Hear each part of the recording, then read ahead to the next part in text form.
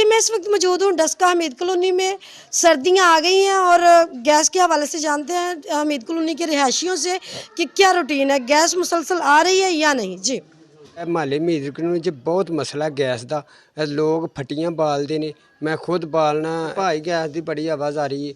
ਅਸੀਂ ਚੁੱਲ੍ਹੇ ਬੰਦ ਹੋਏ ਜੇ ਸਾਡੇ ਤੇ ਅਸੀਂ ਅੱਗ ਬਾਲਦੇ ਜੇ ਪਏ ਤੇ ਸਾਨੂੰ ਬਹੁਤ ਵੱਡਾ ਮਸਲਾ ਹੈ ਮਾਲੇ ਮੀਰ ਕਲੋਨੀ 'ਚ ਬਾਮੀ ਰੋਡ ਤੇ ਬੱਟ ਮੀਦ ਵਾਲੀ ਇਹ ਗਲੀ ਜੇ ਤੇ ਇਹਦੇ ਵਿੱਚ ਪੈਪ ਲਾਈਨ ਵੀ ਮੇਰਾ ਮੀਟਰ ਉਹ ਪਰਲੇ ਚੌਂਕ 'ਚ ਲੱਗਾ ਹੈ। ਹਮੀਦ ਕਲੋਨੀ ਹੈ, ਵਾਮੀ ਰੋਡ ਡਸਕਾ ਹੈ ਤੇ ਇੱਥੇ ਗੈਸ ਦਾ ਸਮਝ ਲਓ ਕਿ ਨਾਮੋ ਨਿਸ਼ਾਨ ਵੀ ਨਹੀਂ ਆਂਦਾ।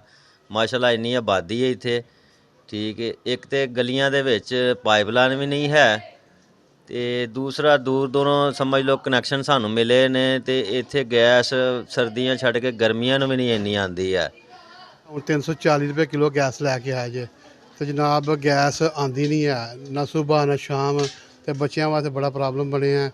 ਬੱਚੇ ਸਕੂਲ ਜਾਣ ਤੋਂ ਪਰੇਸ਼ਾਨ ਨੇ, ਸਰਦੀ ਏ, ਲੱਕੜੀਆਂ ਬਾਲੀਆਂ ਨਹੀਂ ਜਾਂਦੀਆਂ ਤੇ ਬਹੁਤ ਜ਼ਿਆਦਾ ਮਸਲਾ ਬਣਿਆ। 340 ਰੁਪਏ ਹੁਣ ਲੈ ਕੇ ਜਸਟ ਲੈ ਕੇ ਆਏ 340 ਰੁਪਏ ਕਿਲੋ ਤੇ ਬਿੱਲ ਜਿਹੜੇ ਨੇ ਉਹ 18,000 17,000 15,000 10,000 ਰੁਪਏ ਬਿੱਲ ਆ ਰਿਹਾ ਤੇ ਇਹਦਾ ਮਸਲੇ ਦਾ ਹੱਲ ਕੀਤਾ ਜਾਏ। ਕੋਈ ਸਾਡੀ ਤੇ ਅਪੀਲ ਹੀ ਹੈ ਕਿ ਗੈਸ ਵਾਸਤੇ ਕੋਈ ਕੰਮ ਕੀਤਾ ਜਾਏ। ਇਲਾਕੇ ਐਸੇ ਨੇ ਕਿ ਜਿੱਥੇ ਜਨਾਬ ਜਿਨ੍ਹਾਂ ਨੇ ਪੈਸੇ ਲੋਕਾਂ ਨੂੰ ਦਿੱਤੇ ਨੇ, ਰਿਸ਼ਵਤ ਲੋਨ ਲੋਕਾਂ ਨੇ ਲਈ ਹੈ ਤੇ ਉੱਥੇ ਗੈਸ ਜਿਹੜੇ ਨਾਲ ਠੀਕ ਆ ਰਹੀ ਹੈ ਤੇ ਮਾੜੇ ਬੰਦੇ ਰਿਸ਼ਵਤ ਕਿੱਥੋਂ ਦੇਣ, ਠੀਕ ਹੈ। ਤੇ ਸਾਰੇ ਉਹਨਾਂ ਦੀ ਗੈਸ ਜਿਹੜੀ ਹੈ ਉਹ ਅਮੀਰਾਂ ਵਾਲੇ ਲੈ ਕੇ ਜਾਂਦੀ ਹੈ ਤੇ ਮਾੜੇ ਬੰਦੇ ਵਿਚਾਰੇ ਸਿਲੰਡਰ ਬਣਾਉਣ ਜੋਗੇ ਰਹਿ ਗਏ ਨੇ।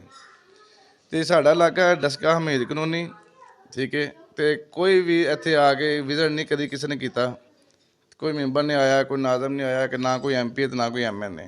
डस्का हमीद कॉलोनी के रिहायशियों का कहना आपने सुना, यहाँ के रहने वाले लोगों का कहना ये है कि सर्दियाँ तो सर्दियाँ, यहाँ पे गर्मियों में भी गैस नहीं आती और ना ही कोई MNA ना कोई MP यहाँ पे विजिट करता है। लिहाजा उनको यहाँ पे विजिट करना चाहिए और पता करना चाहिए कि यहाँ के हालात कैसे हैं। किरण चौधरी, वश न्यूज़, डस्का।